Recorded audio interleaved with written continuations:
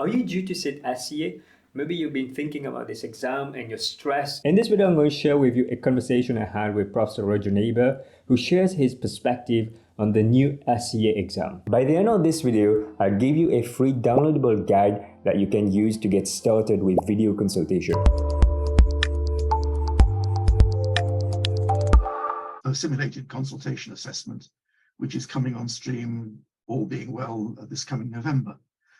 In essence, it's going back to the CSA, but being done online. It's a series of role-play consultations, 12 this time, 12 role-play consultations. Most of them will be video linked, but the candidates will do them from their own surgeries or from a nearby surgery. They don't have to come to London, which ought to be good news, because they don't then have to pay train fares and worry about strikes and so forth. But essentially, it's the CSA, but done over Zoom. I've had a certain amount of knowledge of how that's been developed, and I think it's going to be great. Like it or not, the GMC insist that young GPs have their consulting skills assessed, and that's quite right.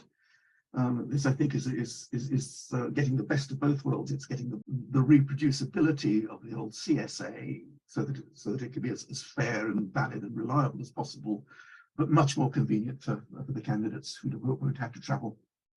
And so I think it's going to be great. Technology with remote consultation is more popular now. What do you think have changed in the consultation skill set and models that trainees now need to incorporate? Pre-pandemic, of course, probably about 70%, 80% of the GP's work was done face-to-face in surgeries, in the traditional consultation style, and probably 15-20% was done remotely over the telephone. And usually in times, it was usually who made that choice. But obviously with the strictures and the constraints that the pandemic imposed, almost overnight, that proportion shifted to at least 80% of consultations being done remotely. And I think a number of things have followed from that. One is it's taken patients quite a time to catch up with the fact that this is the new norm. At least it's not the norm, at least a much more common way of consulting your doctor. It suits a lot of people. Obviously, I mean, if you have as a patient, if you have a problem that can be dealt with just by a short conversation with the doctor, you don't need to take half a day off work and get the kids on a bus and so forth to go to the doctor just to ask for a repeat prescription. Of course not. And to be able to do some things remotely is a great advantage. There is a downside to it. Well, in fact, there are a number of downsides to it. One is that most of our patients tend to be elderly. Most of our patients tend to have more than one problem. And most of our patients patients are predominantly towards the more socially disadvantaged end of the spectrum. And these are the people, unfortunately, to whom remote technology is not so familiar. They don't all have their smartphones and their high-speed broadband and the rest of it. So I think that there's been a danger within a move towards remote consulting of disempowering or reducing access to perhaps the people who need care most, and preferentially to make ourselves preferentially available to the people who are okay with technology and have their smartphones and so forth, who actually need us least. So that's almost a kind of a political or an ethical dimension. In terms of the actual consultations themselves, I've seen candidates preparing for the RCA, handling the phone brilliantly, introducing themselves, doing their very best to make the patient feel at ease. But no matter how hard you try, with a phone link, you don't see body language, you can't see facial expression. It's hard to convey that sense of being alongside your patient when all you can hear is a voice at the other end. So I think there is a danger of missing quite a lot of the nuances that I think keep us on track in a face-to-face consultation.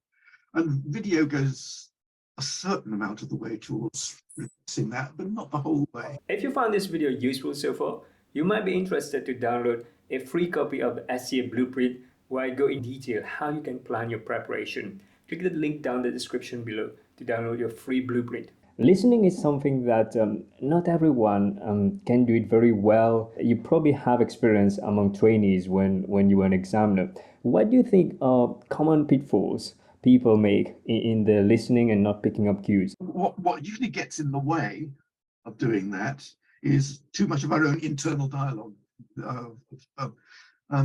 And it's been my privilege as an examiner and more recently as a tutor on various exam preparation courses to hear the sorts of things that trainees are struggling with when they are finding this difficult. And I think in the early stages of learning how to consult, people can be over-taught. There can be too much instruction going on. Remember when you were learning to drive, the first few driving lessons, you were thinking, pressure on the wheel, which is the clutch, how do I change gear? Don't forget mirror signal maneuver, hands, all that stuff going on. The internal conversations you'll have with yourself, they actually get in the way. And it's really not until that internal noise dies down that you're free to direct your attention more outwards. And it's largely a question of familiarity, I think.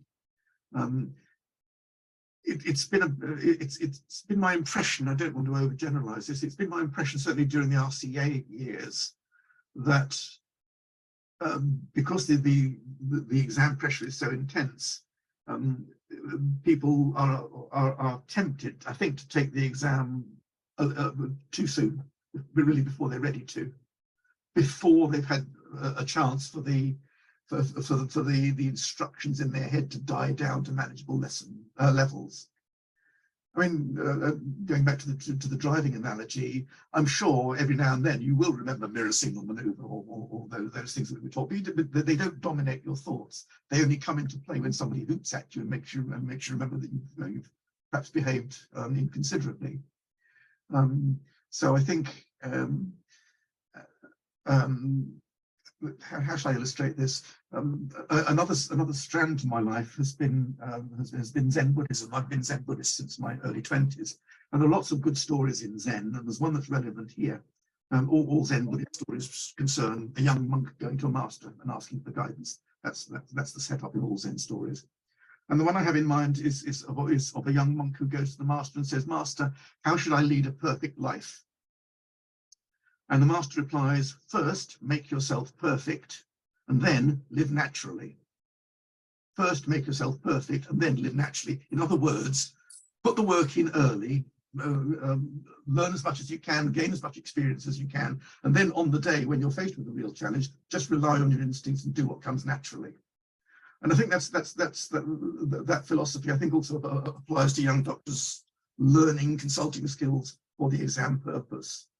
Yes, it could be clunky and lots of instructions and going on in your head in the early stages, reading books about various models and practicing various techniques and stuff. But if you do that nice and early, so that stuff is then internalized and becomes automatic, you can then relax and then on the day you will just find yourself consulting in a nice, friendly, instructive way, rather than having to try to kind of control every word you say, because you're really just not, it isn't quite embedded securely enough. Does that make sense? Yeah, I understand what you're saying. So to practice and refine the craft such that when they're doing it for the exam, they feel that they can do it almost as second nature that is coming. Yes, I think that's right, yeah. Yes. And I think with the SCA, that's going to be a bit easier too, because the candidates will be in more familiar surroundings. The examiner won't be visible. And in fact, the examiner won't actually be listening to them in real time. What's going to happen is that the candidates will have a series of role-play consultations, like you and I having a conversation over Zoom at the moment, and that will be uploaded and recorded, and it will be watched at a later date by an examiner. So there isn't even the fantasy of an examiner listening to you as you're talking. So I think that will make it that will take a certain amount of the exam's performance stress away. I hope it does anyway. It certainly is intended to do that. Hopefully. But one thing about that, one examiner would be reviewing the same case, and they will be reviewing the exact same case for a bunch of candidates. It can be difficult then, because then they might compare one and another, and then the marks might be relative, you see? Yes, I understand that, and that's true. What, of course, candidates won't know, and I'm afraid we'll have to take on trust, is a huge, literally huge amount of work that goes on behind the scenes in examiner selection and training and quality assurance. Becoming a college examiner is not a piece of cake. It's it's being assessed and accepted onto the panel of examiners is quite a test in itself. The examiners all have calibration exercises. Their performances are monitored. Their statistics are monitored. They get regular feedback as to whether they're aligned with their colleagues. The exam employs professional psychometricians to analyze the performance of each individual examiner. They have regular training and monitoring sessions.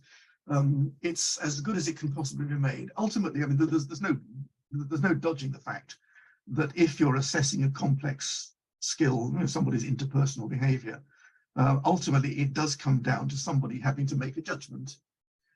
And any judgment is essentially subjective. I mean, it isn't like a test of factual knowledge where an answer is either right or wrong. It does come down to judges making judgments.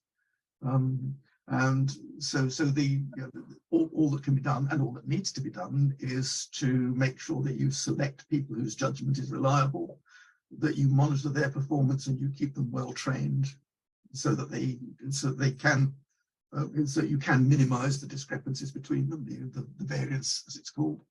And that is done with as much skill as is possible, as indeed the GMC regularly comments on when it does monitor professional exams. So I think that would give some trainees some reassurance, because there's quite a robust process in vetting examiners. If you enjoyed this short clip with Roger Neighbour, you might want to watch the whole video here. Click here to watch it. Thank you, everybody. Bye-bye.